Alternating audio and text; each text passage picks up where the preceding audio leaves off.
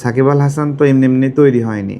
দেশের ইফোর্ট আছে, অর্থ আছে, দেশে মানুষের ভালোবাসা আছে। খেলোয়াড়দের রাজনীতিতে বেশি জড়ানো উচিত না, জড়ানো উচিত না। এটা জড়ালে দেশ ক্ষতিগ্রস্ত হয়, দেশ সেবা বঞ্চিত হয়। সাকিব আল হাসান তো এমনি এমনি তৈরি হয়নি। দেশের ইফোর্ট আছে, অর্থ আছে, দেশে মানুষের ভালোবাসা আছে। বা সাকিব আল হাসানের মতো আরও আছে, তামিম ইকবাল ভাই আছে, মাশরাফি বিন মুর্তজা আছে। এই মানুষগুলো যখন পলিটিক্যালি হয়ে যায়, তখন ধরেন খেলার জায়গা থেকে বাংলাদেশের প্রতিনিধি হিসেবে সবাই দলমত নির্বিশেষে সর্বজনীনভাবে ভালোবাসে, কিন্তু যখন দেখে হুট করে সে কোনো একটা দলের হয়ে যায়, মানুষের মধ্যে একটা হতাশা কাজ করে। তো ওই জায়গা থেকে খেলোয়াড়রা যখন রাজনৈতিক ব্যক্তিত্ব হিসেবে আবির্ভাব হয়, তখন মানে কিছু করার থাকে না।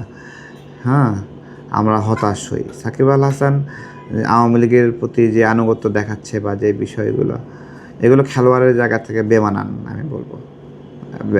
এইভাবে উচিত না, কোনো খেলোয়াড়েরই উচিত না। সেটা তামিম ইকবালেরও বিএনপির প্রতি অনেক বেশি আনুগত্য দেখানো উচিত না। তার এর খেলার জায়গাটা সুন্দর থাকা উচিত।